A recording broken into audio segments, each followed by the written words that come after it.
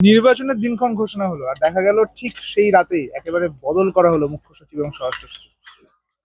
দেখুন, আমার তো পুরো সরকারটা বদলাতে চাইছি। একটা ওসি, একটা ডিএমএসপি বা চিফ সেক্রেটারি পাল্টে পশ্চিমবাংলার কোনো পরিবর্তন হবে না। সরকারের পরিবর্তন চাই, সেটা মে মাসে হবে। হিংসামুক্ত ভোট করাতে বদ্ধপরিকর নির্বাচন কমিশনার, এবং যেরকম দেখা যাচ্ছে গত ইলেকশনগুলোতে যে পর্যবেক্ষকরা ঠিক আগে আসে, কিন্তু এখন থেকে দিনক্ষণ ঘোষণা হওয়ার পর থেকে আসতে শুরু করে দিয়েছে পর্যবেক্ষকরা। মানে একটা ধরুন, এই ধরনের কথা বা এই সমস্যাগুলো যেগুলো আমরা ফেস করি এখানে, আপনারাও জানেন, বারবার আমরা নির্বাচন কমিশনকে লিখে জানাই, কিন্তু জাস্ট একটা ফর্মালিটি হিসাবে ওটাকে করে দেওয়া হয়, একটু চেঞ্জ করে দেওয়া হলো, কিন্তু সেই জন্য বাস্তব পরিস্থিতি কোনো পরিবর্তন হয় না। সেই জন্য ফ্রি ফেয়ার ইলেকশন এখানে সম্ভবই হয় না। আর সেটা আমার মনে হয় এবারে হবে না। সেই জন্য এসআইআর থেকে কাজটা শুরু হয়েছে ছাঁটাই। আমার মনে হয় সেন্ট্রাল ফোর্সকেও ঠিকঠাক ডিপ্লয় করা হবে, ব্যবহার করা হবে।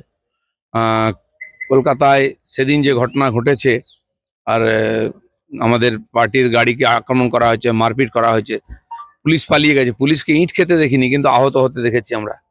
মন্ত্রীকে কখনো ইট খেতে দেখলাম না, কিন্তু চারিদিকে চোট। যে আগে স্টিকার লাগিয়ে এসেছিল, পরে দেখি ব্যান্ডেজ লাগিয়ে সে বাইট দিচ্ছে। এগুলো আমরা দেখেছি, কিন্তু এই ঘটনাটা হয়েছে তখন পুলিশও ছিল না, আর তখন সেন্ট্রাল ফোর্সও ছিল না। কেন এই পরিস্থিতি অনেকক্ষণ ধরে চলেছে? কেন সেন্ট্রাল ফোর্সকে ইউজ করা হয়নি? স্বাভাবিকভাবে আমরা কমপ্লেন করেছি এবং নির্বাচন কমিশন তার জানতেও চেয়েছেন। এই ধরনের ঘটনা লাগাতার হয়, সেন্ট্রাল ফোর্সকে খুঁজে পায় না। এর আগে আমাদের যাত্রার সময় জামুরিয়াতে হয়েছে, বারাবণীতে হয়েছে, সেখানে গাড়ি আটকে দেওয়া হয়েছে, বাজারে ভীষণ মারপিট হয়েছে, গাড়ি ভেঙে দেওয়া হয়েছে। সেন্ট্রাল ফোর্সকে অ্যাক্টিভ হতে দেখিনি।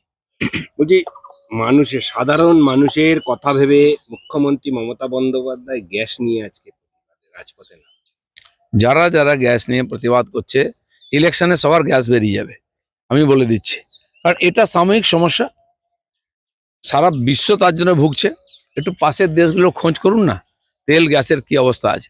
দিব্যি তেলে জলে আছেন তাই লাফাচ্ছেন, মোদি আছেন তাই সব করে খাচ্ছেন, নাহলে হাহাকার পড়ে যেত।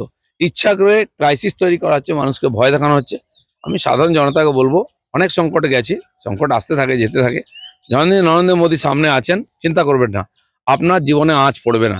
কোভিডের সময় যে লোকটা 81 কোটি লোককে বাড়ি বাড়ি রেশন পৌঁছে দিয়েছে, খাওয়ার জল ভ্যাকসিন সব দিয়েছে, তিনি বাঁচিয়ে নিয়ে এসছেন সবাইকে। আগামী দিনেও তিনি দেখবেন। কিন্তু যারা মিথ্যাচার করে, কেবল রাজনীতি করে ইস্যু নিয়ে লোককে ভয় পায়, তাদের কথায় বিশ্বাস করবেন না। 7 লক্ষ নাম বিচারাধীন রেখে কেন ভোট, এই প্রশ্ন তুলে নওশাদ বলছেন যে মমতা বন্দ্যোপাধ্যায়কে যে ভোট বয়কট করুন, আমি আপনার পাশে রয়েছি। হ্যাঁ, বয়কট করুন না, আমরাও চাইছি বয়কট করুন। আমরাও চাই একটাও জেনুইন ভোটার যেন বাদ না যায় ভোটদান থেকে। বহু ভোটার বাদ গেছে আমাদের পার্টির, সে বুথ প্রেসিডেন্ট থেকে আরম্ভ করে নেতা, তাদেরও নাম কেটে দেওয়া হয়েছে।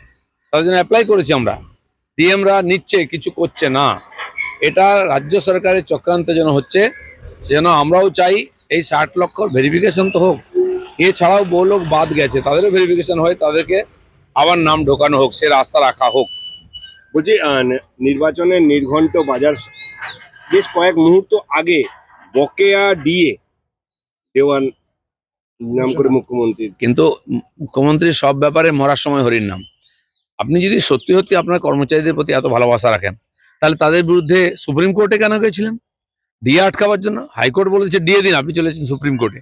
আর এখন দেখলেন যে আর রাস্তা নেই, এই ছুড়ে দিচ্ছেন মুখের সামনে রুটি দিয়ে, একেবারে শেষ মুহূর্তে ঘোষণা করছেন। আর যদি সত্যি সত্যি তাদের প্রতি দরদ আছে, আপনি কেন আগে ঘোষণা করলেন না? ডিএ কত দেবেন, কবে দেবেন, ক্লিয়ার করেননি কেন? এ সবই ছকবাজি ইলেকশনের জন্য।